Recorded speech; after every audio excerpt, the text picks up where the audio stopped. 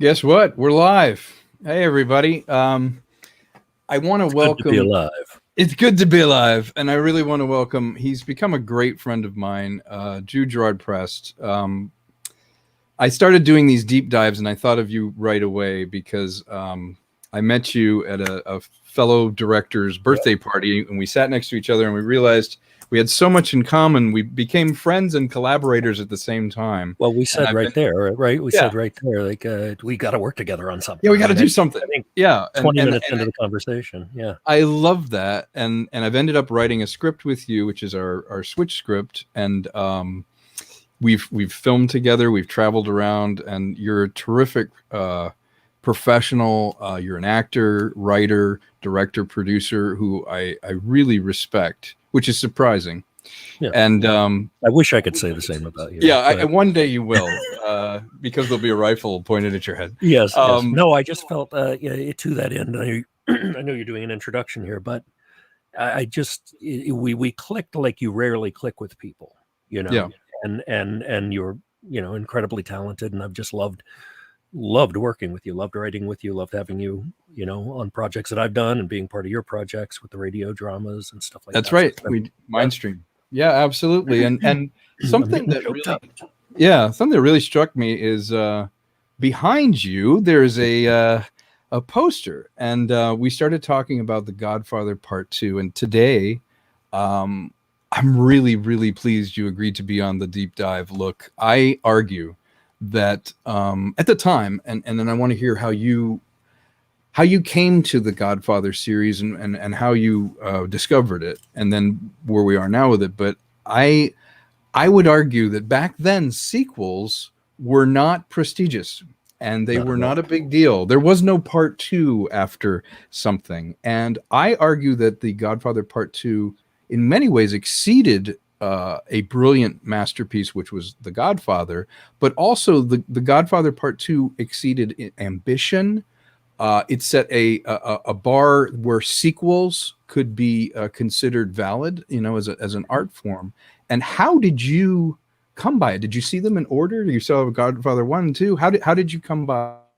Yeah. So I grew up. I'm Sicilian. Yeah. My last name's Prest, but much like you see in Godfather 2, when the names are changed when they get to Ellis Island, when my grandfather came over, our real last name is Prestigiacomo. Oh, I love it. Prestigiacomo. And when my grandfather got to Ellis Island, they shortened it to Prest, and half of our family were named Prest, and half were named Priest. So I have cousins that are Priest and cousins that are Prest. So I'm a Prest. I Um, love it. so I grew up in Louisiana. In my parents owned these mom and pop grocery stores. It wouldn't be much different from the olive oil company or Right. whatever. My parents owned these mom and pop grocery stores, and my grandfather had owned it when he came over, and then my uncle took it over, and then my dad ended up taking over, ran it for 30 something years. And we lived in the back of the store. And my dad and mom, now they were not in the mob at all. There was mob. Louisiana has one of the highest um, concentration of organized crime and stuff. I mean, one of the governors would get reelected every year, was indicted every year as well. So it's excuse me, um, but the story is when my grandfather came over, he had two friends that were in the mob. They came from Sicily. They came from Palermo. And the two friends got involved in the mob and kind of rise to power. My grandfather stayed out of it. He was the Sicilian family that stayed out of it. But they were still friends, and they would protect him and stuff like that. There's all kind of stories. I'm actually working on a script about that called After Mm. Palermo. And but to your question, my mother and father worked in the store, and they ran these grocery stores, and they were there 16, 17, 18 hours a day sometimes. And so we didn't do, vacations. We didn't do a lot of, stuff there. They gave us everything in the world. But they were constantly working the store. But what I shared with my dad was movies. And he and I on Sunday or Saturday, we'd walk down to the Strand Theater and see movies, or Yeah. one of the theaters that were downtown. Yeah. And I was, 10 maybe, and going to movies that I absolutely should not have been going to. My dad would take me to The Exorcist Yeah. and I'd Mean fool my dad. Streets, and yeah, I'd be like, Dad, and Mad Max it's a foreign film. It's a foreign exactly. film. And so one of the films he took me to was The Godfather, and excuse me, I'm verklempt. Mm. So he Godfather, took me to The the first. Godfather, and it just blew me away. Even as a young kid, it just blew me away. And I to this day still think it's about a perfect film. The casting, the music, the direction, the visual, the look of it, everything. And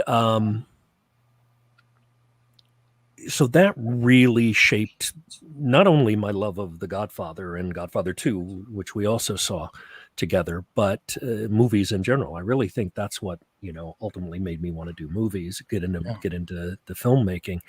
And I lost my father very young. I was maybe 20 when he passed away. Oh, really? And, yeah, he was 57 and he passed away with lung cancer. Yeah. And that is really like, I look at every time I see a movie that shapes sort of my, love of movies and my movies that I love, it's almost always tied to my dad and stuff we saw. It's so important. That your dad had this thing that he could bond with you. That's why I like rituals. I love the ritual of going to the theater with your kid. I know you love to do that too, where it's like exposing your kid to good stuff. Almost lets you see it for the first time again, doesn't it? Yeah, we take our daughter to all the filming locations that we can, and she'll get dressed up in some part of, the Karate Kid bandana or Back to the Future or E.T., and we'll take pictures and stuff. But so to answer, your earlier question about Godfather 2 and whatever, Godfather 2, we were just talking about it before we came on live, and it's funny because I've seen Godfather maybe 100 times. I will always say that my two favorite movies are Godfather 1 and Godfather 2, but I hadn't seen Godfather 2 in a while. It had been a while? It had been a while, and I watched it today, actually, and just was blown away by it. And I think I'll always still say, I know you said Godfather 1 or Godfather 2 exceeds. To me, I'm still kind of I think I'll always be partial to 1 just because that really sets up the whole dynamic of family and everything. But Godfather 2 is very, very close. And I think building on 1, the idea, I rewatched it again and welcome to the chat, by the way, Netters Network, Troy, so glad to see you. We got a real Italian family building here. We forget that, again, a sequel like this built on the original in a way that sequels never did. The first one came out in 1972, am I correct? And then 74. Later, 1974 came Godfather Part 2. What I would argue is this: not only was it more ambitious for the actors, because you had De Niro, who had auditioned for the role of Michael Corleone. You had him having to do, and I noticed this for the first time when I watched it last night, he had to do a performance in Sicilian of Brando. Spent 4 months in Sicily, and he spent 3 months in Sicily, 4 months learning Sicilian. He only says 17 English words in the whole movie. Yeah, and remarkable that he captured the spirit of Brando in a flash forward, flashback. The reason I said it exceeded it is it's both a prequel and a sequel, correct? Yes, it was time shifting. And you know what? They changed that a little bit. Coppola had to change it because audiences felt it went back and forth too much initially when they did test screenings, and they didn't like it. And I can't imagine Godfather 2 getting a negative review, but audiences didn't respond to it initially. So Coppola, in fact, George Lucas said, "You got 2 movies here, lose one of them." Yeah, that was George Lucas's advice to Coppola. And, Lucas, who loves to do 4 things happening all at once. I love me some Lucas. Don't get me wrong, and so he did go and spread the distance out between the flashbacks and stuff, or the different stories, so that they weren't happening so fast. Yeah. You brought up part two. Coppola, in fact, is claims, and I believe it's true, that he is the first person to put a part two Part two. on I any wouldn't film. doubt it. I And wouldn't doubt it. Yeah. then it became a thing where that's what they do. But Yep. they wanted to call it something else, and he argued for part two because it was a continuation of the story. That's right. And you had said some fun facts about it. Almost didn't happen, really, did it? It's not based on a work. It's not based on a book. It really is taking Mario Puzo's book and extrapolating. Correct. And, 2 and 3, which we won't really talk about 3. Yeah, we're not talking 3. But, I watched what is it? I watched Godfather Part 2 100 times to appreciate it. I watched 3 once and I knew I hated it. Yeah, I do want to watch it again sometime just to see what I can pull from it. But I just remember not sparking to it when I watched it. Wasn't near the ambition, but something that you had said that I loved was he made some demands when he was going to. I know you still love 3. You can love 3. I'm joking. You can love 3. I think he made some interesting demands. Do you remember some of those? For before he did not want to do part 2. Didn't want to do it. We both know that he had such a bad experience. And matter of fact, there are 2 projects right now being made. Barry Levinson is doing one called Francis and the Godfather about the struggle between Coppola and Robert Evans and the whole thing. And then there's a 10-part. Is it Stars or HBO Max? I'm not a series called The Offer, and it's again about the struggles of Coppola making The Godfather. So there's 2 different projects.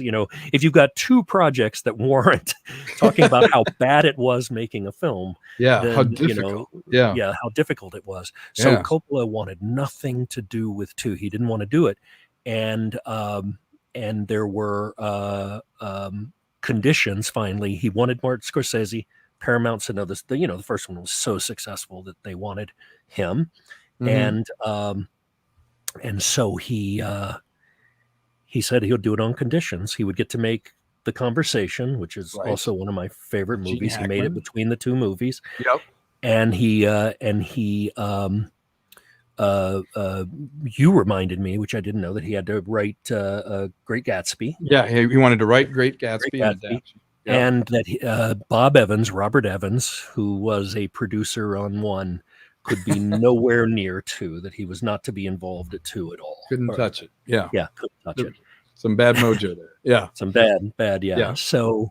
And the director, they had asked a certain director back then, a new director to do 2. Martin Scorsese was actually proffered by him, and the studio said no. Yeah. Mob movie by Martin Scorsese? Are you nuts? No, why would never work. Yeah, it would never work. And you bring up another interesting point. I think great art is often not appreciated in its time. When you said, I can't imagine a bad review of Godfather Part 2. Well, Vincent Canby got it wrong. I think Ebert got it wrong. A lot of people did. And for me, that's the test of time thing, is that sometimes the problem I have with like a Best Picture or something like that is often we don't appreciate it in its time. It's too far ahead. An artist is ahead of its time or out of time. And this film takes some real risks, doesn't it? It takes risks with the narrative. Yeah. It breaks your heart. And I would argue it's not a movie about the mafia. It's a movie about family. Yeah, I've always said family drama. Yeah. I'm so glad you said that, because I have always said that. And there is Tom, I'm just going to say there is a little echo that I'm hearing. I don't know if that's coming from volume. That might be me. I'm going to put on headphones. You go ahead and talk. So you nailed exactly what I have always said. To me, The Godfather is not about the mafia.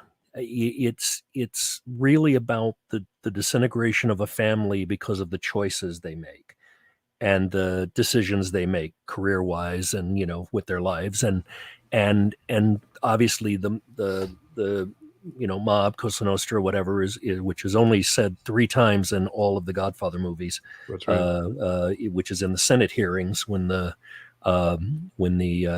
senators questioning Corleone say mob, mafia, and then he says mafia, Cosa Nostra, whatever you want to call it.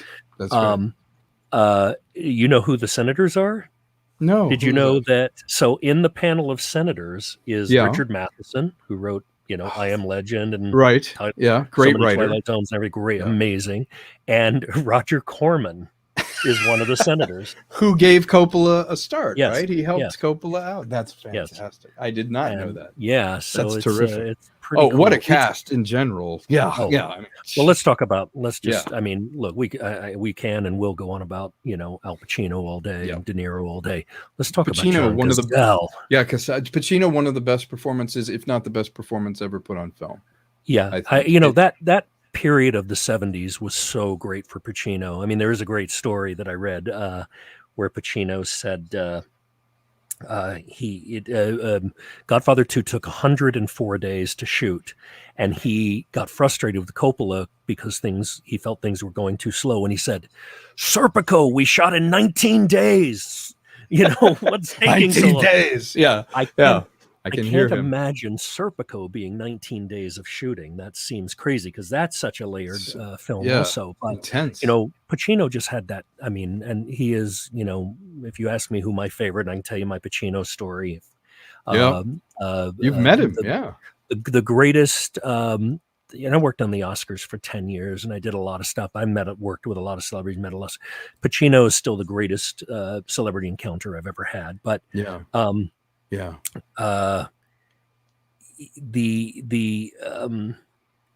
just the cast in general in there, but Pacino, had that great run in the 70s of Serpico and Godfather, obviously Godfather 2 and Dog Day Afternoon, which is ridiculous, just raw and he really brought a kind of depth to his character, like he shaded, made essentially an evil character or very disturbed people. We got in his head, we empathized with him.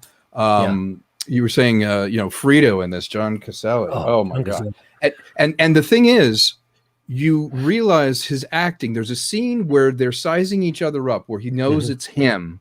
And you can, if you watch that thing, watch how Pacino stares at him and is making a decision while Frito's just kind of saying, why couldn't it have been us? Why couldn't we do this? That scene, every time I visit it, they're making new choices, new things. I know Pacino and Meryl Streep and everyone really said that John influenced the layers of their acting, didn't he? He didn't do a lot of movies, but wow. He did well. The thing about John Cazale, he did 5 movies.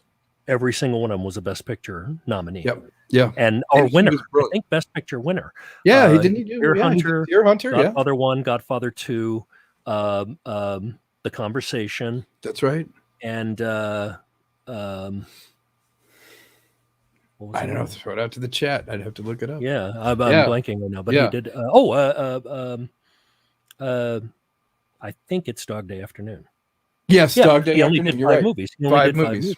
That's right. And and here's a guy, and what they said is Troy is asking if we ever think we'll see films like that again from big studios. I don't know. That is a great question. That is a great question. I just, I think, look, I if I could swing my camera around, you'll see that I am a Comic-Con nerd. I'm a Star Wars, Marvel. I'm a, Universal. I mean, I'm a collector. I collect movie memorabilia and toys and props, and I love those things. But I think that studios, are not really doing independent, which this would have been at the time. I mean, I think the 2 only cost $15 million or something. Zoetrope Studios. Zoetrope Studios. There are a handful. Steven Soderbergh has been a bit of a mentor, and he's an advisor on one of my projects. And he said, before the 2008 housing crisis, there were about 100 something companies that would fund independent film. After the 2008-2009 crisis, it went down to about 17. And now with the proliferation of Star Wars, Marvel, all that, which again I love, but has taken over what the studios will get behind: sequels, spin-offs, franchises, etc. He says there's, you can count them on 1 or 2 hands, the people that will fund the rooms and Green Books and stuff like that. So I do think the era of that 70s, which I still call, aside from maybe the 30s, the greatest era in film, where you had, Yeah, it was just an Coppola and explosion of Scorsese and yeah, Spielberg and everybody coming out of that, and they were yeah. kind of left alone to do what they wanted to do. That's right. Um, De Palma and De yeah. Palma, and Yeah. you know, I don't know that we'll see that again, because you know, you got great directors now, Villeneuve and all that stuff, but Mhm. it's still $250 million films, and they're Yeah, still, like you Dune. know, Yeah. very controlled, and has to, you know, I think the studios are so corporate now, and corporate run and corporate owned, and there is a thing about bottom line that, you know, the phrase, you know, why aren't there any original stories is insane, because there's so many great original scripts Oh floating god, out and there's there. so many books and scripts There's that so are many yet to books, be done. but Yeah. what Yeah. the studios at this point will get behind, you know, is is the franchise and sequels, and I think so. I don't know. I think something's going to have to happen. You know, I think you're seeing some of it in streaming, but even And that, you know, television. Netflix Yeah. and Yeah. television. You know, Soderbergh again says that, Yeah, you know, but I've the seen a best dumbing down. If I may there interrupt, is. I'm sorry. Yeah, no, I'm please. seeing it dumbing down because it was for a while a golden period when streaming first came Breaking up and Bad and you could do this, Sopranos, yeah, and all that. But I've noticed that a lot of them fall apart now. Like they overstay their welcome, or in the case of like Game of Thrones, they run out of book or whatever they do, and a lot of these projects start with great ambition, but the nature of being episodic, even if it's, you know, continuous, and the sort of conceits that are made, yeah, especially with trying to end things, there doesn't seem to be a proper wrap up, because if it's a series yeah, by nature, there's no end to it. yeah. But you have an ambition in the writing. Well, that's why the No, British, the yeah, BBC the way is so cool. You know, as much yeah, as you hate to see a favorite show end, would they do something like Luther or the original yes, Office, or limited, yeah, yeah, limited 6 yeah. episodes or 8 episodes and 3 seasons, and it's done. You There's know, it's something to be said for that. You're yeah. right, Jude. And to answer Troy's question, I honestly think that it will take a seismic change, because it's not just the studios that's the problem. If I made one of the films that I wanted to make, and it was an adult film, it was a film, it could be a genre film like a mafia film with action and violence and things. But if audiences don't turn up to see them, Yeah. and we don't figure out how to market to a smarter audience, you know, reaching out, I feel like if we create demand, that Hollywood loves money, and if you see something come up that does well, that's very smart, you know, like a Godfather. Now, again, those films were not huge even in their own time. They've grown over time, as any great art does, and I now mean, some of we them, know you they're know, a The Godfather masterpiece, was 340 something million, you which know, is when it was amazing. Yeah, released in it's amazing. 72. But Yeah, people showed up for it. It's my point. And right. if we don't show up for these kinds of projects or these kinds of films, they're not going to make them, and it makes it harder to pitch. So I feel like, oh, thank you, Netter. Thank you for joining, becoming a member. Thank you so much. I really appreciate that. It's very sweet of you. It supports everything that we're trying to do here, and we're trying to create some more programming and certainly talk about film. So I thank you for doing that. He goes to Vegas with the money. Don't Even. Yeah. Talking about Vegas. Okay, let's talk about that. I was telling you right before the show, one thing I noticed again while I'm thank you, Netter. While I was watching it, here's the thing.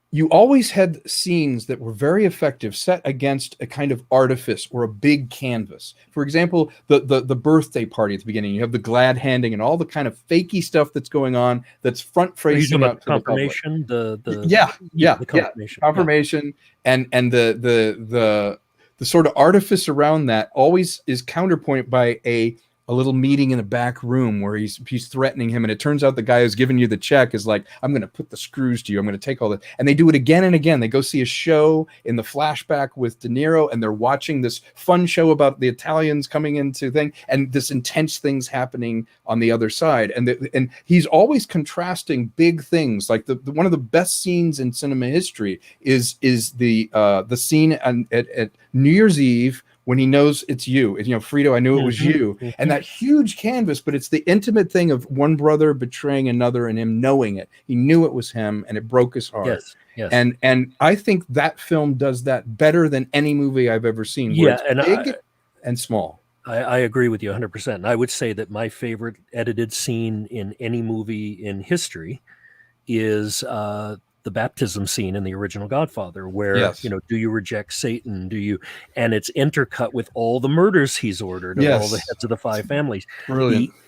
The editing on that, the intercutting on that is to me the most brilliant piece of editing in any film. Yes. Um, It says everything without having to say anything. It just says Yeah. everything. It's that pure visual language, and that's what I love about this film. Is there are so many scenes. I noticed too.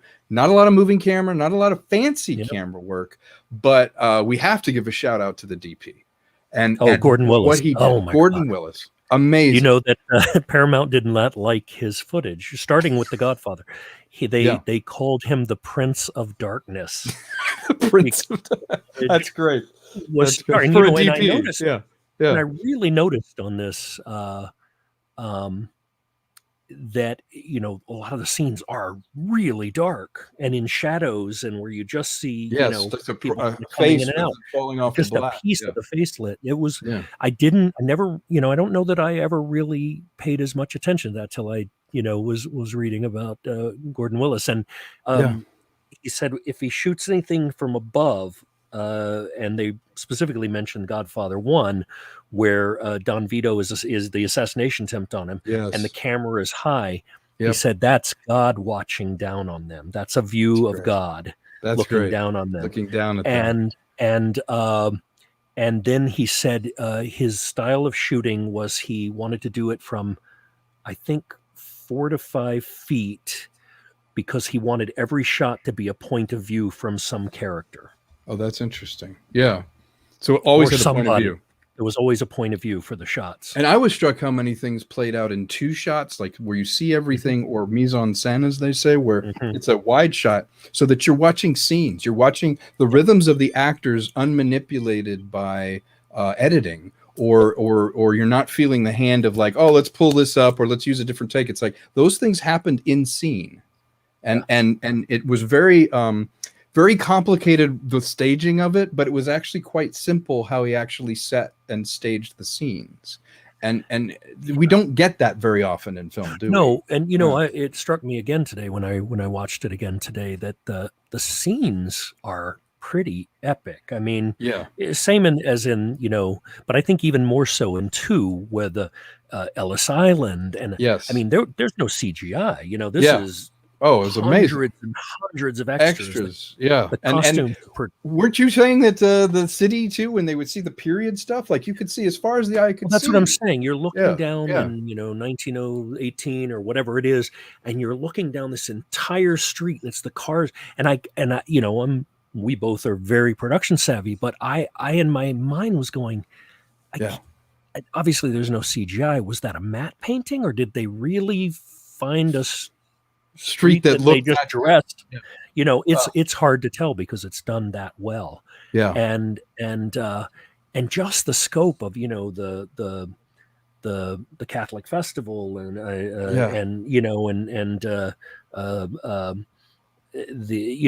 just it goes on forever. And there was a point where they're shooting up. It's when De Niro is going over the rooftops when he's about to take out. Yeah, it's tracking with him. Yeah. And they were only showing kind of the top part, and I go, okay, that they cheated that so they wouldn't only have to dress the part. And then sure enough, they come down and you see everything. Yeah. And it's I thought the production design in this it's beautiful. Dean Tavares, who also did most of Coppola's stuff, also did Apocalypse Now, did Tucker, which is a film I love, did The Conversation. Oh, I love that film. Yeah. The scale of it and the detail, like they really built things, like they really found it. They got cars. There wasn't that kind of digital intervention that you have now, which makes life much easier. But the craft, it feels like it feels relevant, and it feels like a movie that could be made today. And it's so rewatchable that every time I start, I'm like, I'm just going to watch a little bit of it. You watch the whole. No, you do the whole thing.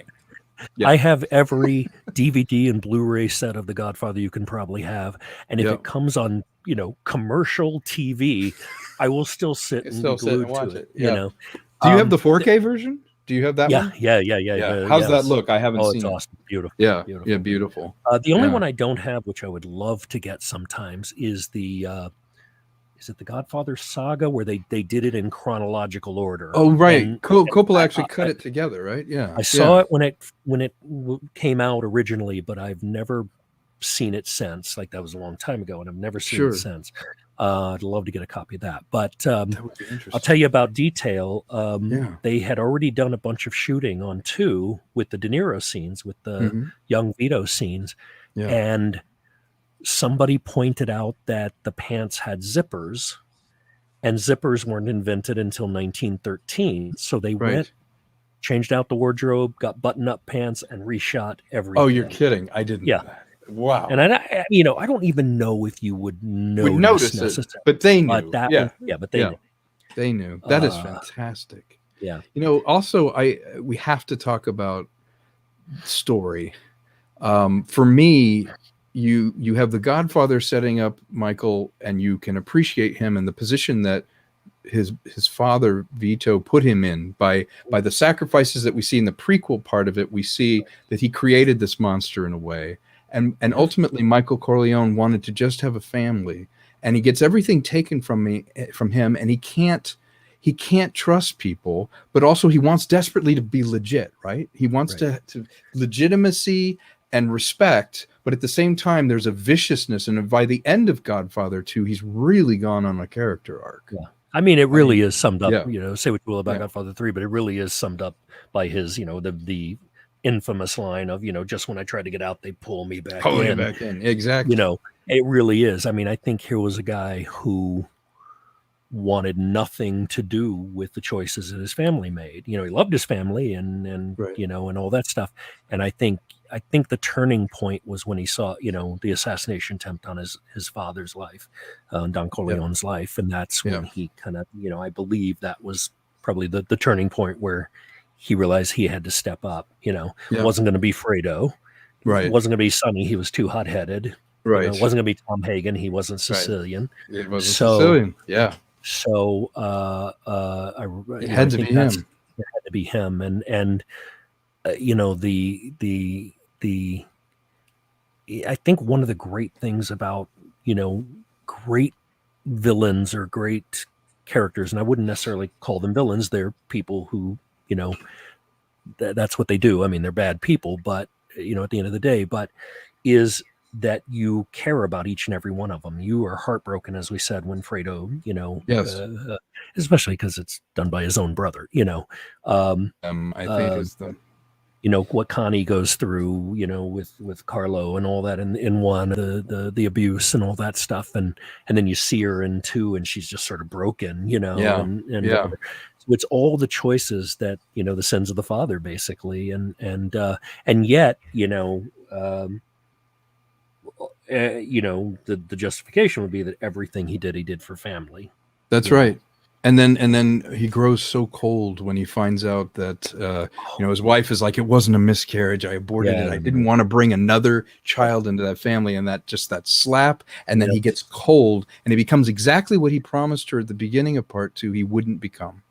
Yep. We see him become that, and it's an epic. It's almost it's Shakespearean, because and Pacino nails it, because those layers of this guy desperate, who just drenches himself in power so comfortably, and when he talks to his sister, he's like, look, come to my house. And what a really powerful guy does is like, look, you're not going to marry him, you're going to do this, I've got money, you're going to do that. But he ultimately cares about her the way a brother cares about his sister, and the same thing with his wife. And then he's desperate to be normal, but by the same token, he is just on a collision course with this tragedy of the inverse of the American dream. Every deal you think, it's like, hey, I'm going to get it, I'm going to buy a casino, and I'm going to do all that. Well, that's the American dream. But what the American dream really is whose palms do I grease? Who do I threaten?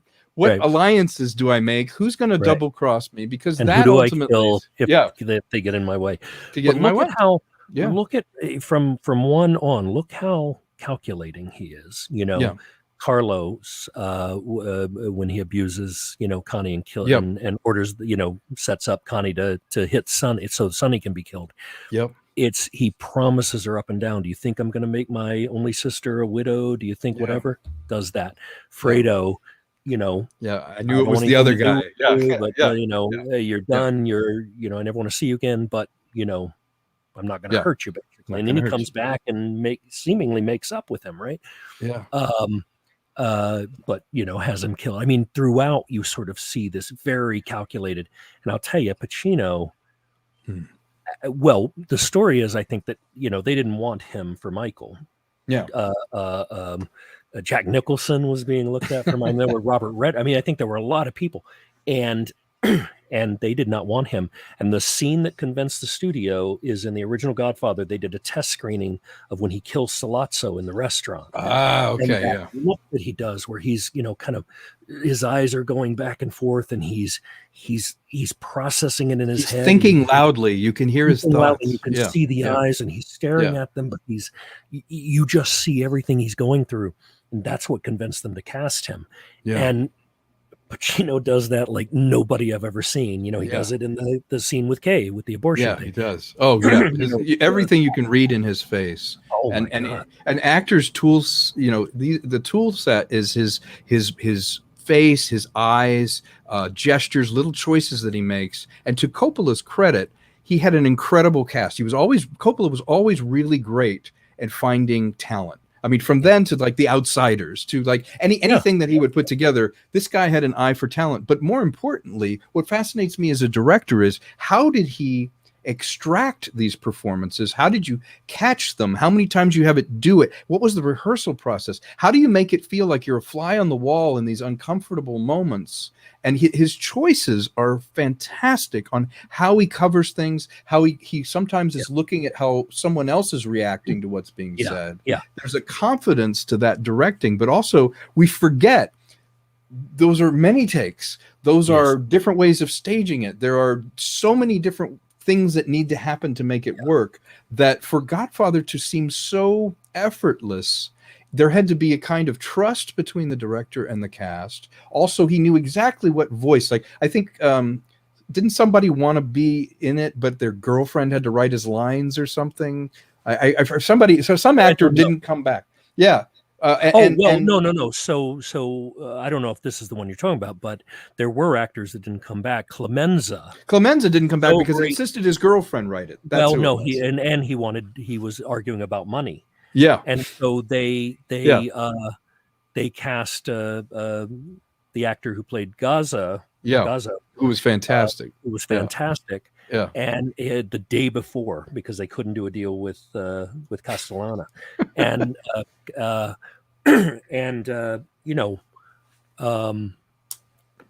it's interesting because the cast, Talia Shire was only paid $1,500 for Godfather 2.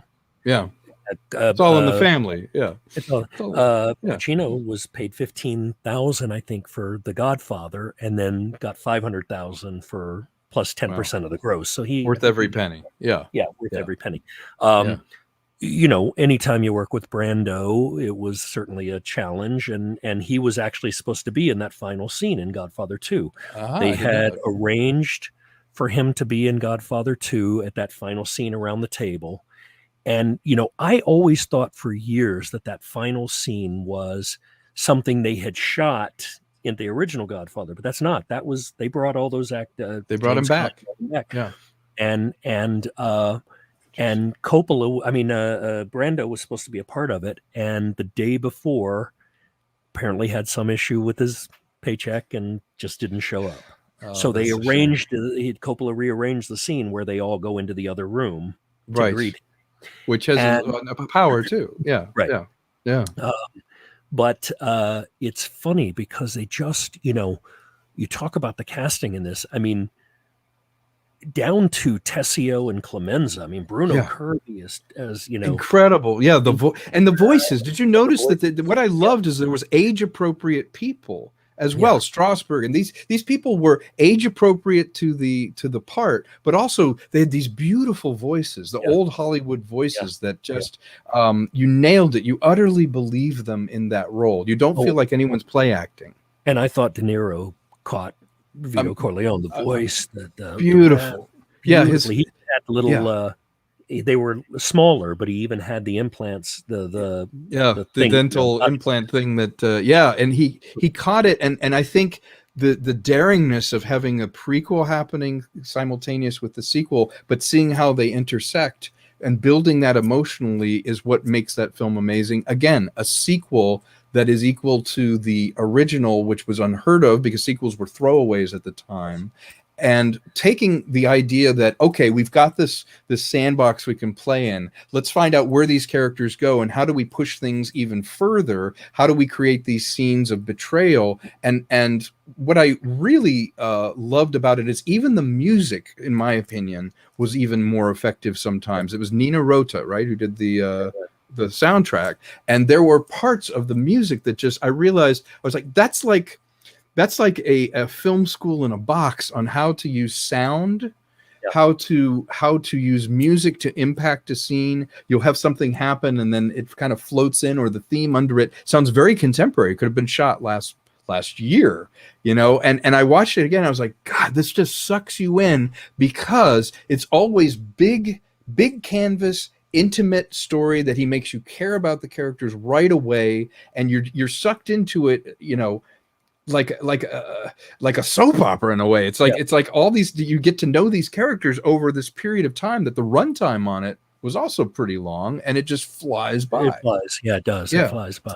Yeah. And yeah, I that's what I've said about both of them. Like, I just feel like they're about perfect movies. Like everything from the score, like you said, to the cutting, to the performances, everything just works to make this a film that holds up where, a lot of films don't, including a lot of Best Picture winners. Oh, absolutely. You look back and years later and you go, I don't even like that. Yeah. Does not stick with me. Nobody at all. has a party and watches that. Let's go No, watch yeah. Oliver tonight. Forget Dr. Strangelove. Yeah. I want to see Oliver. Yeah. Yeah. No, I agree with you. And that goes to our point at the beginning of our show, which was, for me, sometimes art needs to simmer. Sometimes the world's not ready for what you have to offer. Yeah. I like to tell myself that with our scripts, our stuff. Sometimes the world's not ready for what you have to offer. And I'm ready for them to be ready. Yeah, I'm kind of ready. But I feel like with hello, Zax, by the way. I feel like with Godfather 2, it deserves rewatching because it's an onion. And if you really want to understand the dark side of the human nature, if you want to understand how someone can slip down this slope to become essentially an evil character who we still understand his motivations, and he can't get out of the frame that he's in.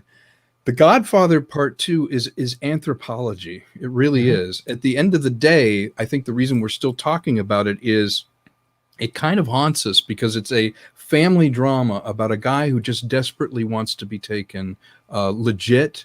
He wants to be taken as a loving father who rose above and made the deals he needed to make to take care of his family. But in the end, he pays a terrible price. Yeah. And what a beautiful film. Yeah. It hit me today, which I never thought of this before. Godfather 2 particularly is a chess game. I mean, as it unfolds, it's, Yes.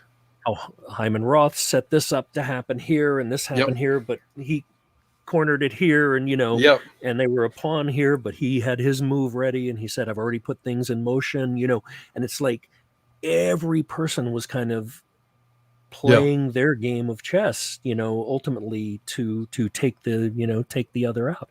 That's right. And the layers and the layers and layers, even the balls on the senator to come in there, Yes. and and the setup too with him, where he's like threatening gosh. him, and then finally he gets caught with that prostitute, and he's trying to pat the blood down, and he knows he's got him. It's people preying on the faults and foibles and all the imperfections that every human being has. No one's perfect, but they're exploiting it and knowing where to put pressure to get what they want. And just think for a second about that scene, just the coldness, just the it is so ordinary to kill people for our business that, Duvall says it, Hagen says it, it's like she has no family, nobody will even miss her. No one will It's even miss just her. I the remember. Yeah. coldness of what they are willing to do to set up somebody or to, Yeah, it's that calculating thing. And see, family again. It's like she Yeah. doesn't exist because she doesn't have family. Yeah. And I feel like something that The Godfather Part 2 did incredibly well cinematically was Awesome, Troy. yeah, that's great. He used to play. I love that. Yeah, well, hey, if Die Hard can be a Christmas Yes. film and Lethal Weapon, why not? And Godfather does take place partly in Christmas. That's right. Yeah, no, I feel like there are so many iconic scenes in that film that one of the things that it does cinematically is I think it's a masterpiece because it also influences every other thing after. Like, I know, obviously, Sergio Leone, when he did Once Upon a Time in America, he literally borrowed De Niro and did a film based on that. But beyond that, it feels very contemporary because it doesn't have any of the sort of affectations of 70s films. It is a timeless film in that the way that the performances are not of their day or of their time. It is a classic because it's relatable now as much as a period piece now as when it was made. And he even distanced it by setting it, don't you think, by setting it in other times, he created a kind of dreamlike timelessness to it that just makes it's just not a mob film. It's an epic tragedy about family. You said it earlier. It's really is Shakespearean in scope, and there are only 7 or 8 storylines in all of fiction, in all of storytelling, and Shakespeare came up with Shakespeare hit most of them. It really is Shakespearean in scope, and the sins of the father and Hamlet and all that stuff that it really they even talk about it, Julius Caesar and the Roman Empire and giving him the the impetus to kill himself at the end in the prison, so that his family would be taken care of, and he tells that story. It really is Shakespearean in scope, and it I think it really is an allegory in some way, for the anti-American dream. Well, you have to pay for the choices you make. You may have this beautiful house and this big, all the power, but at the end of the day, at what cost? And I think that's Corleone. It's Michael at the end sitting. I think so. Yeah, because we see in the first movie, Michael is probably the most innocent one among them. Yeah.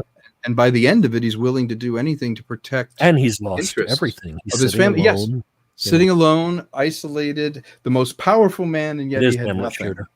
Yeah, it is Shooter, definitely. And welcome, Shooter. I'm glad you dropped in. Did you notice? I noticed particularly in 2 now in rewatching it because it's famous in 1, but the oranges. Whenever there's an orange, it means somebody's going to die. And so Michael's eating an orange right before he not to the Fredo thing. Fanucci, the I think it's Fanucci, if I may be saying the name wrong, but the Black Hand, the Sicilian mobster at the beginning, as he's walking down the street, he grabs an orange and it does it. There's track. That's right. Doesn't De Niro stop at he stops at a cart too, doesn't he? De Niro gets an yeah, exactly. That's it. Yeah. So it's whenever in 1 and 2, whenever you see an orange, it means death is nearby. Yeah. And I feel like the tragedy is shared by a lot of the characters. It's tragic. Corleone, his wife is trapped. There's that scene where she tries to leave the gate and Tom Hagen is like, no, we can bring you whatever you want. But it's like she's the bird, in the gilded cage. And but she is willing to go to the extreme to get out of, she's willing to kill her own child because she knows he will never forgive her for that, Yeah.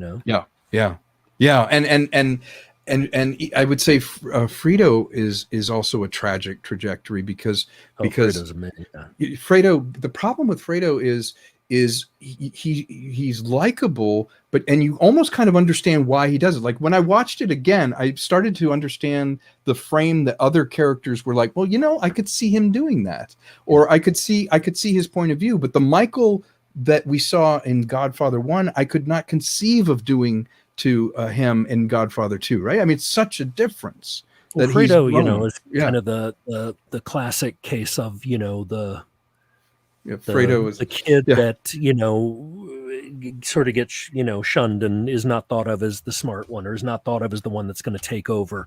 And yet to himself, he goes, when's it going to be my chance? Why, I can do it. I can, I'm smart. And yeah. Why couldn't we have done that? Yeah, yeah. And, but he's just this tragic figure of, a powerless person in this incredibly powerful family, That's true. and he's true. I mean, he's thrown these bits and things, and then, it's the great thing in like Godfather 1, when, before Mo Rocca's killed, where it's, he's saying, you slap my brother around, and he goes, yeah, he's banging cocktail waitresses 2 at a time, it's, it's he's taking that little power that he's getting the scraps, and he's taking what little power he can from it. That's right. And it is about the transfer of power, holding on to power. It's very much, I was trying to think of it. It's like, it's rooted in kind of the Italian American experience, as you were saying. It's like, it sort of set the standard of, the mob, and the Italian American experience in general in that film, but it also kind of expanded in both directions the character arcs, because in the prequel part, which was the part with Robert De Niro, you're seeing how Michael ended up where he is, and then in the sequel part, you're seeing the Michael that we saw in Godfather 1 sort of devolve into this fallen king, the man who has everything but has nothing. And one of the people on watching said, the rise and fall of a king. Yeah. Shooter was saying that the rise and fall, and Zach's is the problem with Fredo. Fredo. Yeah, exactly. Now, it had how many it had 11 or 10 11 nominations. It won. I actually have this here somewhere. Let me just look it up. I know it was nominated 11. Yeah, it won Best Supporting Actor, Robert De Niro, Best Script Adaptation, Best Music, Best Artistic Design, Best Picture, Best Director. It should have won Pacino, Best Leading Actor, but Art Carney won for Harry and Tonto, which great performance, but not legendary. I mean, I think Pacino's performance is one of the best I've ever seen in film. I've worked as an actor probably 30 years, and the kind of truth that he has, and if you watch his face and his thinking, he's thinking loudly in every scene and adding layers. There was no performance that touched it. No. That year particularly, but notably, De Niro won for the same character. I think it was the first time an Oscar was won by 2 actors for the same character. Playing the same character, yes. Brando won that, and that, to me, that's amazing to me. Yeah. And I love the music. I think there was some controversy about the score. I don't. It was it couldn't be nominated because it had been used in another film. I think was the. Okay, because it was an original dramatic score or something. Yeah. Okay. It had 5 of the actors: Al Pacino, Best Supporting Actor, De Niro, who won Best Supporting Actor. I love this one, Michael Gazzo, because he's the one who replaced Comenza, hired the day before. The day before. Yeah, he gets nominated. He gets nominated. And well deserved. He was beat out by De Niro. Lee Strasberg, which was Pacino's acting teacher. For years. And he's so good. His voice is so amazing. Didn't want to do the film. Originally, Coppola wanted Elia Kazan, and Elia Kazan turned it down. But when Coppola went to meet with Elia Kazan to talk to him about it, Kazan was didn't have a shirt on, and that's why you see, as a nod to Kazan, that's why you see Strasberg without a shirt. Has no shirt on. That's that's wonderful. That's little details like that I absolutely love. You said, how many days did it take to film this? 104 to shoot. 104 days. That's amazing. To keep a continuity of performance, to keep all those sets, all those moving pieces going. An immense amount of care went into making that movie, and as a filmmaker, I can appreciate it on so many levels, and just even an audience can appreciate that there's always something new to be learned from it, something new you can gain from it. Yeah. I feel like The Godfather Part 2 is kind of for me, it's a little bit of a shorthand or a little bit of a thing for just saying a perfect sequel, because it does everything that a sequel, in my opinion, should do. And there's only a few series where I feel like, like Empire Strikes Back comes to mind, or something where it exceeds in some ways the original and builds on it, and takes the stigma out of a sequel just being a cheap knockoff of the original, but actually says, here's an opportunity to do more. Here's an opportunity to explore the characters more, to write a more ambitious story. Yeah. To make it look. Well, it wasn't just a number. It wasn't Freddy Krueger 19. It was It was it's, there's certain references, but you could watch Godfather 2. Yes, Troy, Part 1 and Part 2 was the first film and sequel to win Best Picture in their years. Great point. And Godfather 2 was the first sequel to ever win Best Picture, and wouldn't happen again until 20 years something later with Lord of the Rings. Yeah, that's true. Yeah, and sequels were always kind of the stepchildren of that, and that's a terrific point. I feel like one of the reasons I appreciate Part 2, so much, is that there was never a kind of feeling of just cashing in or coasting with it. But even if it mirrored some of the arc, like, the betrayals at the end and all this kind of thing, it did it in a operatic way. It's an opera in many ways, don't you think? It feels operatic.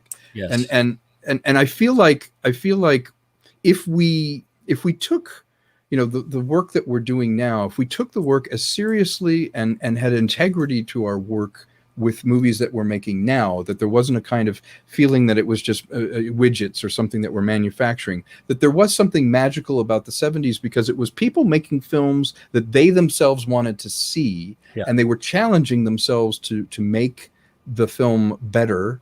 That he was making popular culture. He knew he was making a populist film. This was Coppola, the artist, going, I'm making my art, but it's for millions of people.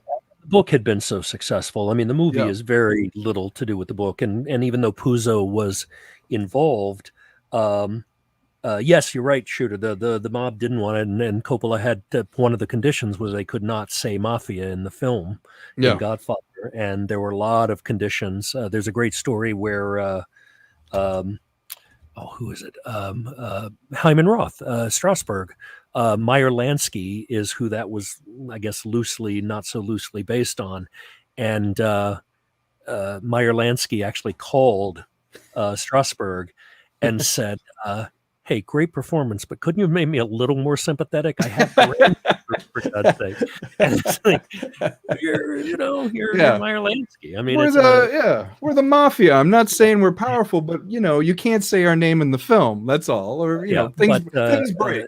It almost got shut down by the mob but he had to meet with a lot of mobsters. As a matter of fact, Johnny Fontaine from the singer is supposedly based on Sinatra, and Sinatra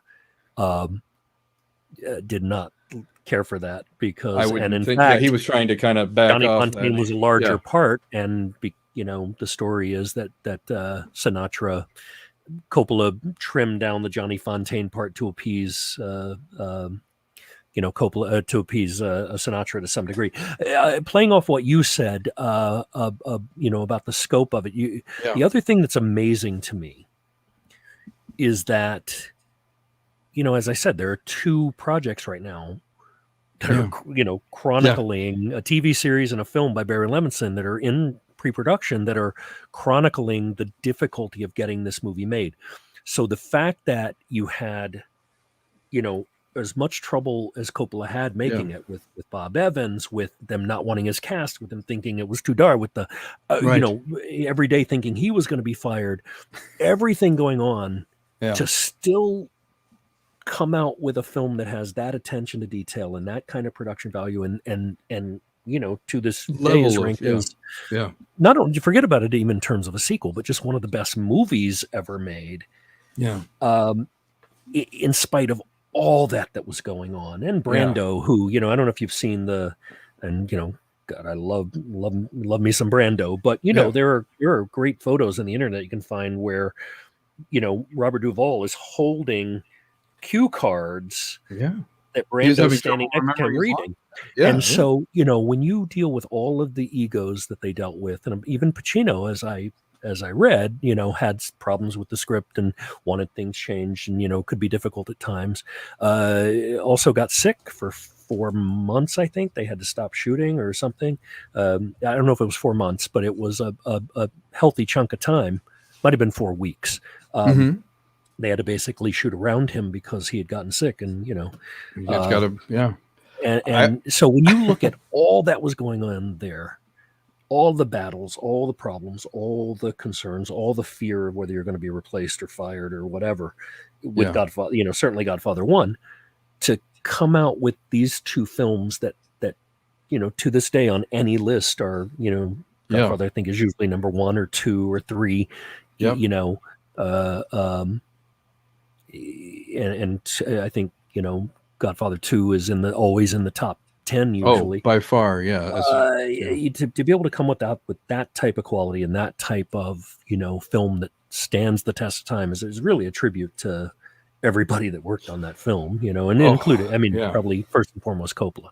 Oh, absolutely. I the level of detail and craftsmanship is on a very small level. I know how he feels because when I'm shooting a film or doing something, I call it getting everyone around the hole and pushing everyone in the hole at the same time. You have to get them all in the hole at the same time while moving a small army. Yeah. And then ultimately, this is a very intimate story. It's about the professional and personal challenges that Michael had, juxtaposed with his father in a very different time, but also dealing with that in a very different culture, and having it all kind of emotionally work and collide to this sort of operatic climax to the film is just a miracle. Any good film is a conflagration of a miracle. Yeah. And I feel like this film is one that we will continue to revisit and certainly be inspired by, because every time I watch it, I see someone else's point of view, and it reminds me of the artifice sometimes of what we're presented with, of like, oh no, here's the pageant and here's all the stuff, versus the roll up your sleeves, what really has to be done to get this happen. This city's beautiful, but do you know what it took to get it built? And no one really expressed that better than that really intimate story of Michael Corleone. And the thing that Coppola balanced so well as I was watching it was huge canvas, wide shots, not a lot of cuts, and then this intimate thing of like 2 shots and faces, and we remember the faces. Yeah, we remember how he looked when he says, broke my heart, or the way a character was reacting to what someone else was saying. Those are the moments that Coppola chose to go in on, and we remember on a human level, because ultimately films are about people, not things or ideas. And it just brings everything to this beautiful full circle and wraps itself up beautifully in a way that I never thought a sequel. And I don't know if it hits you this way. I'm assuming it does, because you're a filmmaker like me. When I watched it today, and I guess, as I said, between them, I've seen Godfather 1 and 2, 100 something times. I, maybe for the first time, looked at it as a filmmaker and went, oh my God, I want to set up a shot like that. Oh my God, I want that lighting. Oh my God, I want that, that intimate scene. Like you're talking, it's like, I really was watching it today from knowing we're going to do the show from, because typically when I watch a movie, I want to just escape in it. I want to just immerse myself in it. Today, I was wash watching over it you from a film point of view, and trying to catch all the little things. And I was like, oh my God, that's like, I was so inspired today. To go, that's what I want to do. I mean, and that's what everybody does, right? You take inspiration, i.e. steal shots from films that inspired you. That's right. The art of concealing your sources. Yes, exactly. That's Aristotle did it all. Yes, and you put your own spin on it, and you do whatever. But it just, everything about it, the lighting, the whole thing. Do you think a movie Shooter? Yeah, it's a great question. Terrific question. Troy was asking that too, and Shooter, I do think it's possible, but it's 2 things. Something Jude said was, the financial considerations and how expensive it is to make movies, because this was an indie movie to begin with, and it This didn't was like a cost a heck of $15 million Yeah, film. $15 million film. So was Star Wars, and That would be 250 million today, and also people need to show up for it. So we need to reward good stuff and things that are made for grown-ups as well as kids, and there needs to be a shift. It's funny, we've got more choices than ever with streaming and everything, but really they're only coming from a few places. It's like Disney owns Hulu, and they own ABC, and they own Fox, and they own Marvel, and they own so there's a few people making aesthetic choices. Versus when this film was made, you had all these scrappy guys who were like, you know what, let's blow the whole thing up. Martin Scorsese, Coppola, George Lucas, Brian and De they were Palma, kind of, I mean, they clearly weren't left alone, but they sort of did their own thing. Yes, and the studio was smart enough to take it and go, I believe in what you're doing. You would have somebody. I will tell you. Oh, go ahead. I'm sorry. No, I was just going to say that back then you had an Alan Ladd who, or was Alan Ladd Jr., and then you would have him say, I don't understand it, but I'm going to give you $15 million to make it. Yeah, and Sid Sheinberg did that a lot with Spielberg, where it's like, I don't get it, but I trust you. I trust you. Yeah.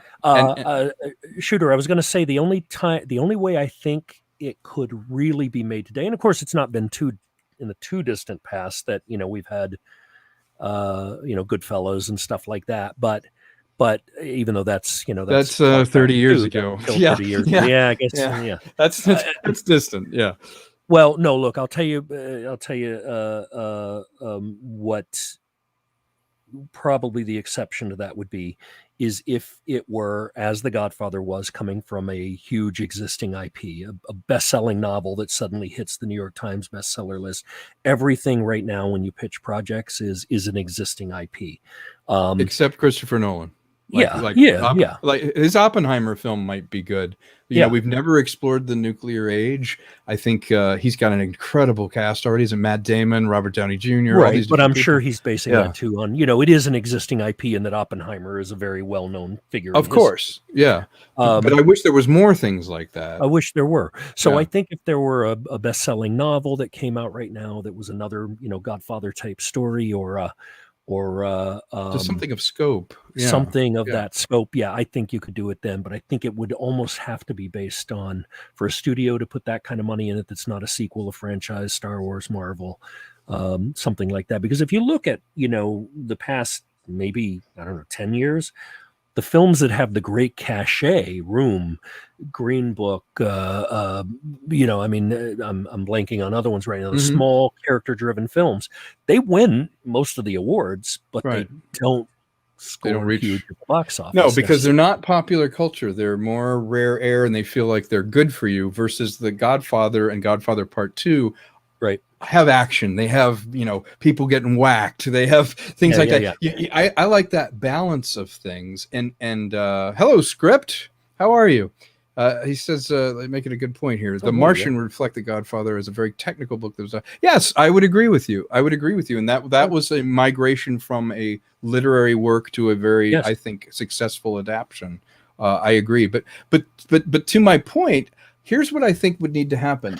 I love making indie movies. I feel like if we can limit the risk, what needs to happen is you could get that kind of talent for a reasonable price back then. And we certainly have a toolkit now with digital and VFX and everything, with the prices, it's on your desktop, and you can make a film with consumer level things. What needs to happen is, if you want to take bigger risks, you need to be spending less money up front. You can't risk $250 million every time on some chancy idea that may pay off. But if you're going to get a Citizen Kane, or you're going to get a Raging Bull, or you're going to get a Godfather, 15 million, 20 million, those little scrappy films that I actually have had trouble pitching people where they go, well, why is it only 20 million? Or, well, no, we don't do 20 million. It's either under $1 million or 150 million. There's nothing in the middle. 5 and under or 70 and up. I mean, and or 50 and up. And it's ridiculous. but it also makes you have to mitigate everything, and you have a risk factor that you can't have. And I feel like it's the difference between doing Iron Man when it wasn't with Disney and it had things to say about the use of the weapons. You see his face when he's using weapons against people in Afghanistan. It's taking some chances and things, and now releasing something on Marvel where you have to check off all the boxes. It's $250 million. It needs to have a big climax with the CG characters attacking and all that. That's the problem, is everything now is scaled like that. You either have the very, very, very, very expensive, or you have these little scrappy films that are trying to do it, but perhaps don't have the resources or don't have the access. When Discovery's everything. When I made Trouble Is My Business, I just wanted to see the movie, and I certainly didn't have the resources to advertise it and make people aware of it and do it. But Coppola had the scrappy film that he made, and then he had Paramount. He had Paramount, put their dollars behind it and their credibility. But he behind had Paramount because of scrappy little films that he had done before. Exactly, and there was a chance to do those with Roger Corman and all that. And I feel like, in summary of this film, I feel like what it did is it took the previous film and it expanded on the characters. It was more ambitious in the storytelling. It showed how the original film's characters ended up, but it exceeded them in this way. It exceeded those characters because at the end of the day, it made the original film better. By watching Godfather Part 2, it made the predecessor a better film, because now I understood more of what was going on inside. I understood Vito Corleone's journey, and then I also understood where Michael was going to end up. So when I revisited The Godfather, I went, one of the reasons this sequel is brilliant is it now makes the original film better. That's an interesting point. I never really thought of that way, because I've always, been a purist in that The Godfather is the first. That's the even though I love pretty much equally Godfather 2, I always was a little partial. But that's a very interesting thing, because I do think now, particularly I would say, particularly after watching it, really, today, knowing we were coming into this and looking at with an objective eye, going, it does it stands alone if you haven't seen Godfather 1, but if you have and you love it as much as most people do, that makes sense. Oh my exactly. gosh. That's my argument. Yeah. It surpasses it because you're right. It makes that original film better. And there's been only a few sequels that I could say I've seen where it does that, where it shades and colors it in such a way that you're like, yeah, you know what? I appreciate that first film on an even deeper level, because now I've had the privilege of seeing, where the characters go or how they ended up there. And not many people have pulled that off. Yeah. Before we wrap up, and by the way, this was incredible talking to you about it. I hope you will come back. Absolutely. Yes, I would love that. And everyone who showed up here, thank you. And anyone watching it later, Jude and I want to be making some films. We have a kind of funny comedy road film we want to do. We've written a fantasy film that we're shopping around. There's some stuff that we really want to make together. And these films are, it's garbage in, garbage out, good stuff in, good stuff out to a large extent. And you really need to feed yourself sometimes. And so we like to deep dive, and we bond over a love of films and acting and this kind of thing, because that's what really influences what we're trying to do. And though we may never reach those heights, it's nice to shoot for that. It's nice to have that inside where it's like, it's possible. You can make something like that. You don't know what you're going to get when you set out to do it. Yep. But sometimes you hit a home run and the world is ready for it, or you do something brilliant and the world's not ready for it and it's discovered later. Oh, there we are. 2 weeks is far too long. Thank you so much, Mr. Tickle Trunk. I really appreciate it. $2. Thank you so much. I hope you enjoyed our conversation about the film. Before we wrap up, was there anything anyone in the room wanted to ask or add to the conversation about film, or ask Jude or myself about things we're working on? We would love to see your questions in the chat. Something that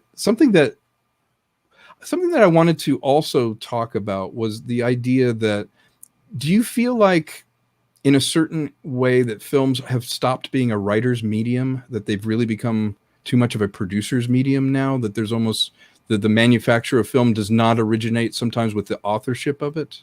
Well, look, I mean, it's funny because, my manager, when we've talked about this, that, Yeah. and look, it's nothing new. I mean, there's been, it's been played up in films and stuff is, Yeah.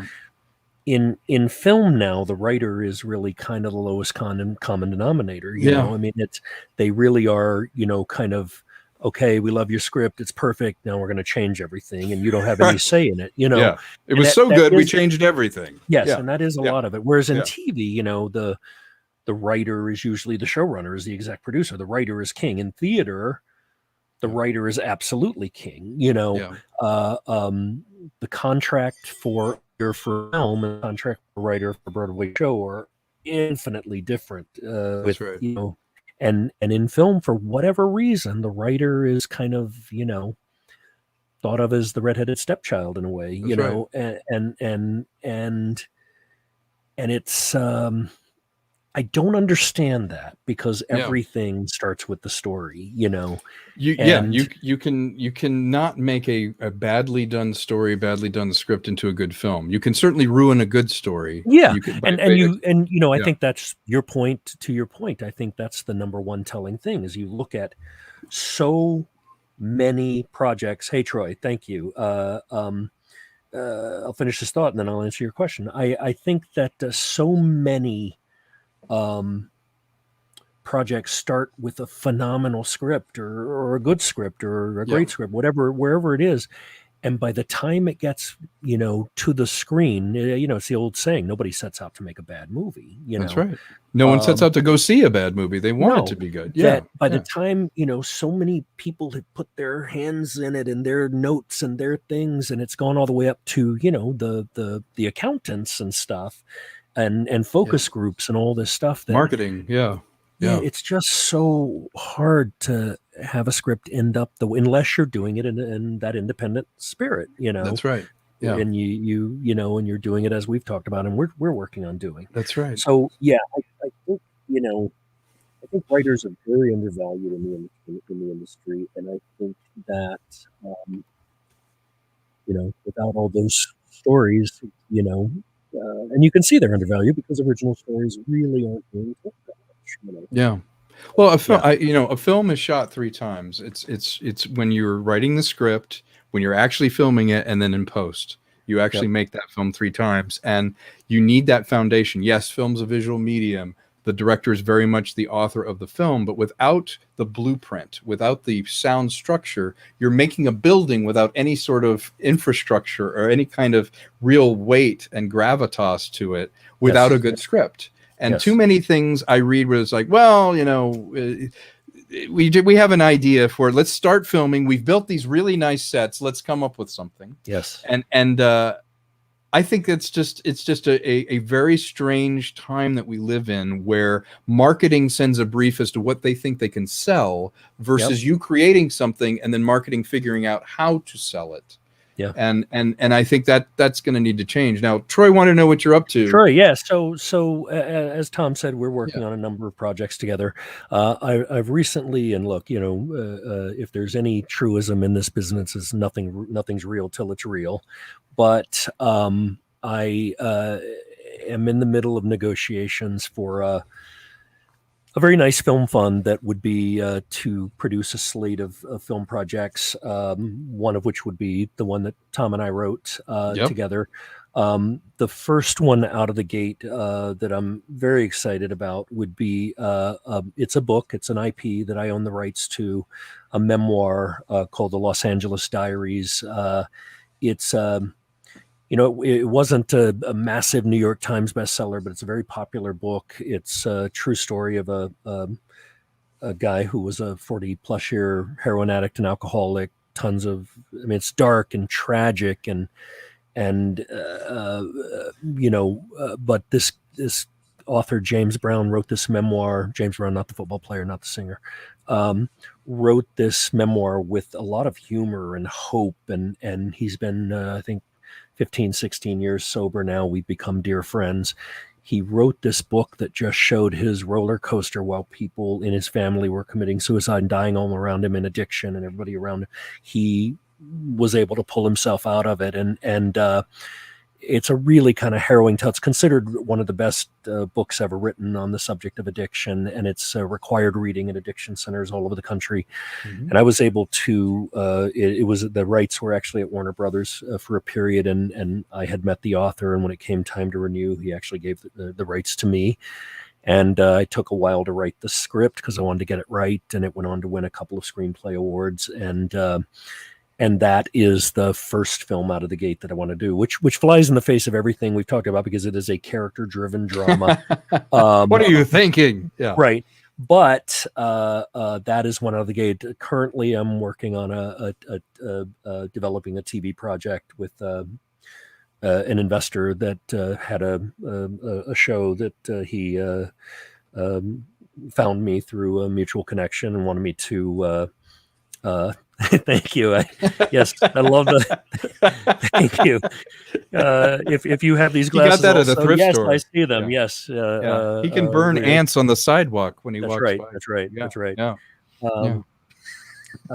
Yeah. So the film fund's exciting, Jude. I have to say, it's very exciting. Again, nothing's real till it's real, and I don't ever pretend things are real until they're real. I don't talk about things as if they're happy. A lot of people on Facebook and things like that will promote stuff that maybe isn't quite there yet. I don't do that, but there are exciting things in the mix, and my hope is that they stay on track and go through, and that we can actually make these films. It's a really interesting slate because there are several of my projects in it, screenplays.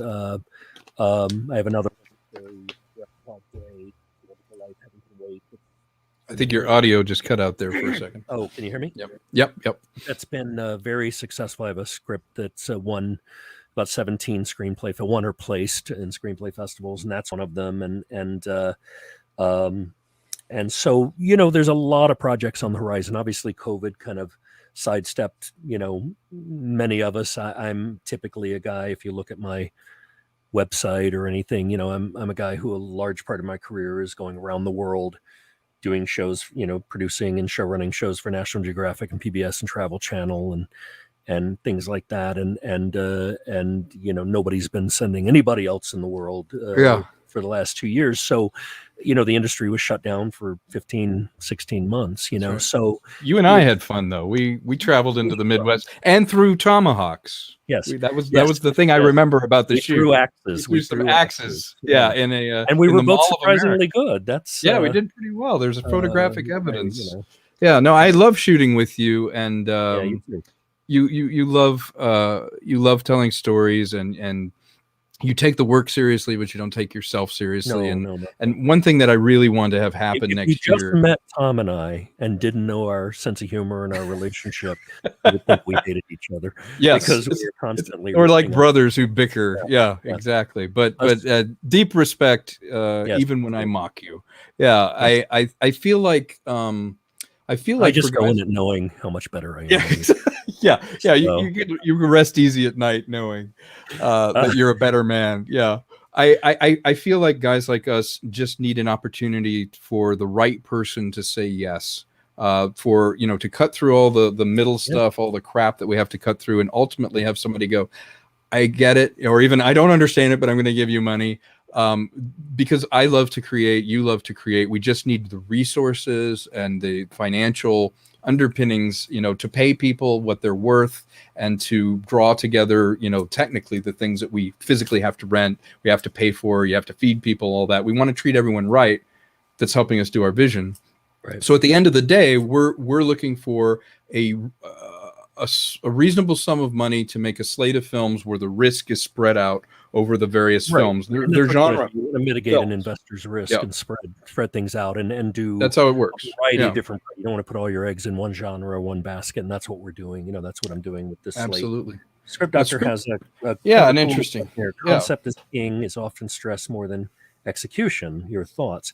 I would say to that I think concept is king, but the execution is and where I think a lot of films falter is it's in addition to the style or substance. So I think a lot of filmmakers go for a visual thing, but the story is lost, or Right.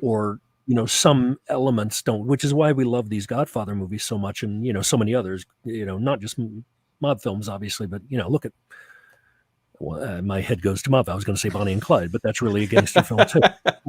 Anything really. Citizen Kane. I mean, it's certainly concept in all of those, but the story was paid attention to, the detail was paid attention to, the acting was paid attention to. It doesn't feel rushed, and it doesn't feel like Tom said earlier, as far as the sequel goes, as a money grab. Real thought and story was put into it, and so as an opportunity. I think the phrase "concept is king" is not as accurate as "story is king," and story is king that relies on good execution for it to be a fully realized, film that people are going to remember. Yeah, no, you make a great point. Latino, I'm glad you're here. I had the honor of doing a show with him. We did a deep dive into Carlito's Way, talking about Pacino. So awesome. that was fantastic. We did that it was about a week ago. So that was amazing. Yeah, great answer, Jude. I feel like Can you tell we like movies? Yeah, can you tell we love movies? I think there's a good question here. The shooter says, "Do you think a way in that it's broken?" Yeah, I think the actual studio system now is a factory system. I think they can be a means of distribution and marketing, but I don't think that they're championing artists, the way they certainly when there was a studio system and they would give you classes in fencing and dancing and you had to know everything. And then the studios kind of fell apart in the 60s and they became places that were financing artists like Coppola. And now the studios are more giving white papers out on, well, this is marketing trends and what we have. Let's manufacture this. Focus groups and marketing trends now. It's focus groups and recognizable names and sequels, spin-offs, franchises, things like that. If you asked me to put my top 10 down, of films, which is very hard because I have favorites for genres. Although, I'll always say Godfather 1, Godfather 2 are my two top favorite films of all time.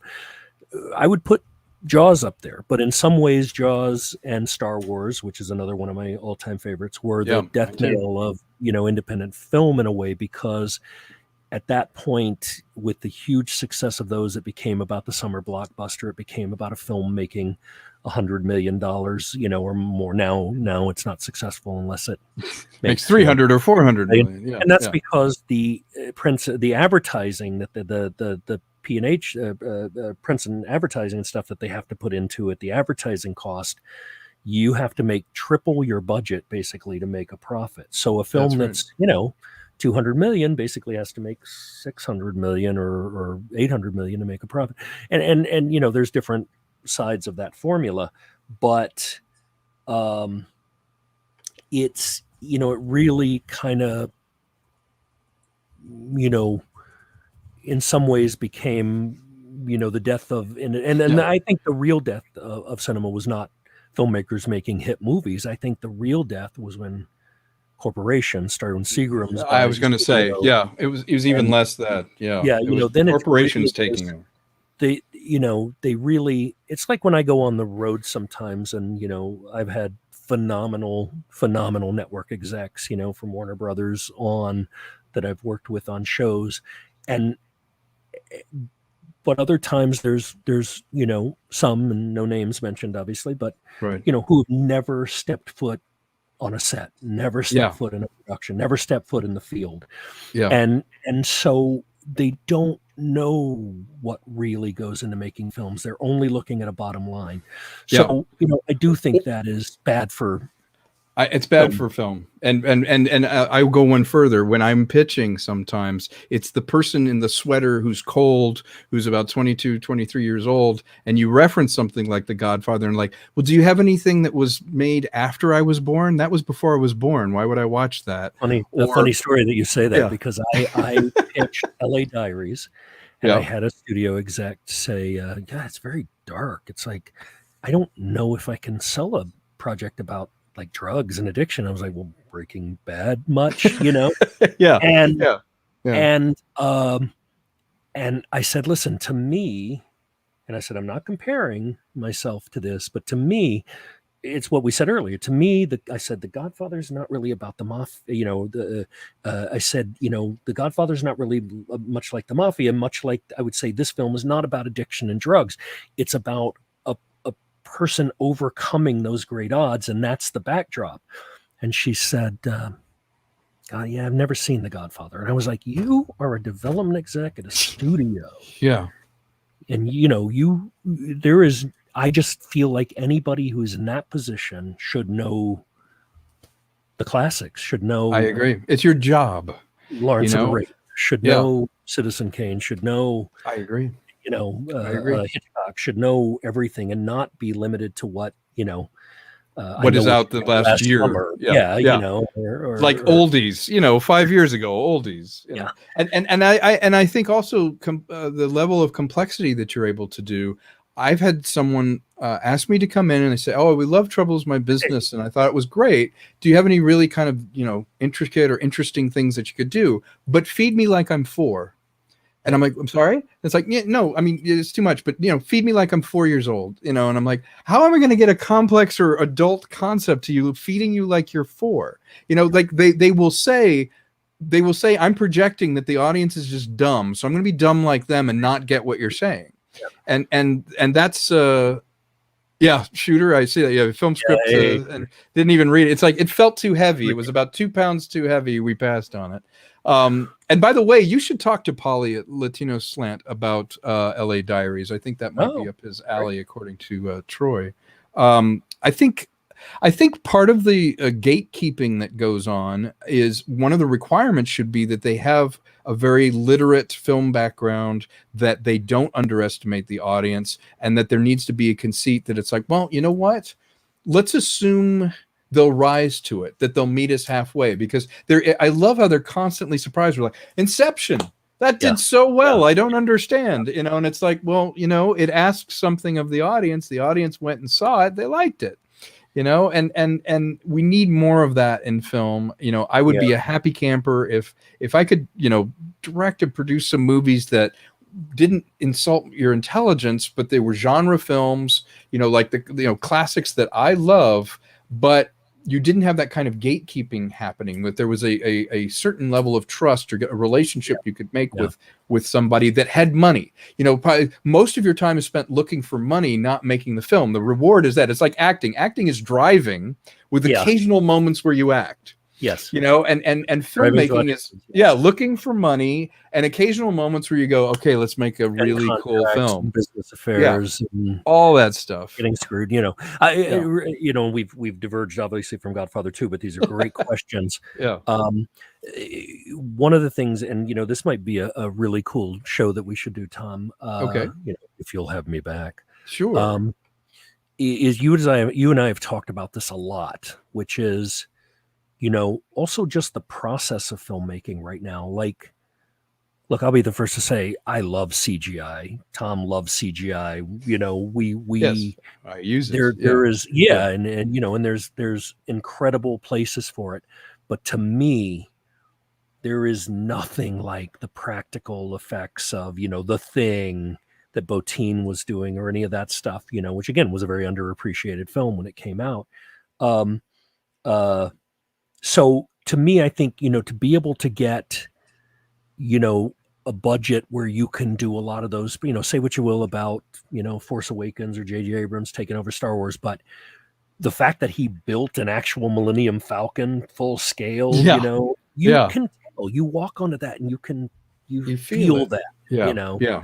There's something to be said for that. And I feel like I would love to see more, like I would love to see a return, sort of, even on a small scale, to that 70s era where you were, on location, you were doing things practically, you were, you're feeling the environment and it's influencing your performance and how you shoot. And I think limitations are great. Like I would love to play in the 15 to 25 mil thing where the risk was mitigated, but you could take chances, you could make scrappier little films, and you didn't have to hit a home run every time. Script, you bring up a good point. Did you ever get disappointed when an exec asked to front load a story with exposition, a scrolling test of voiceover, instead of allowing a story to build you? Oh, absolutely. I mean, I wrote a script with Script Doctor, and one of the reasons we got along great is you have to do what I always call the Pope swimming in the swimming pool. It's like you have to distract them while you're offloading some exposition and doing it. But if you're properly world building, I feel like an audience member should be like, dang, I wish this world really existed. I wish that was real. I wish I lived in there. I know there's something around the corner, and that kind of world building excites me. There's this project called Island in the Stars that I'm doing that is complete world building. It's like a colonial futuristic fantasy world where that kind of colonial aesthetic or that steampunk aesthetic has continued on. And I just love building that world where it's very casual. It's like, it just happens to be that. And that's what that looks like. And you get to know something about the environment. And I love that. And we forget that about Godfather Part 2 is that's a period piece. They're two dueling period pieces that the further we get from them, the more effective it is. It's timeless. And to your specific point about voiceover and stuff like that, I don't know that I've ever put a lot of voiceover in my scripts. I will use flashback, which I try not to overuse either. But I think I've used voiceover almost hardly. I mean, it's the film noir does. Yeah, it's the film noir does absolutely. I think there's times when it's needed. But I think if you're relying on that to sort of spew out all your exposition, then that's wrong, but to set up time, place, and to set up whatever. I mean, some films do it brilliantly, I think it can be a real red flag when you go in and there's a wall of text that needs to set up a world. They did it effectively. Sometimes there's rare exceptions. Certainly, Ridley Scott does it, Gladiator had it, and Blade Runner had it, and there's things uses but then by the same token, show me, don't tell me. Don't tell me. You have to make sure that you're not just doing an exposition dump, that there's interesting ways that you can weave narrative and exposition in and distract the audience and give them something to look at. I would say a great use of voiceover, although it's character voiceover, is like Ferris Bueller, which I think he's dumping a lot of exposition, but they do it as sort of breaking the fourth wall. I think there's interesting ways to do it, brilliant ways you can do it that aren't just a disembodied voice sort of saying your stuff and scrolling through. But thank you, Latino. I'm so glad you came in. I'd love to be on one of your shows again. And I was talking to Mexican Iron Man about doing a deep dive into Trouble Is My Business sometime. I think that would be fantastic. Thank you, Jude, for being on here. We had an incredible talk. Everybody that showed up in the chat, we're deeply grateful for. I just love movies. I love talking about them. It's like golf. That one good shot you get, do something, gets you through the other 50 missed things where you can't get money to make the movie you want to do. And then you watch this brilliant movie like Godfather Part 2, and you're like, that's it. That's why I want to make movies. That's why I want to do it. And that just keeps you going. So shared love here of film and storytelling. And you're a great friend, and I look forward to creating stuff with you. And we certainly bonded over The Godfather. So thank you, everybody. Thank you, Script. Thank you, Shooter, Latino, everybody, Troy, Netters. Thank you for joining. Mr. Tickletrunk, everybody, thank you. And Zax. We will be back. If, Jude, you'd like to join me again, perhaps next month.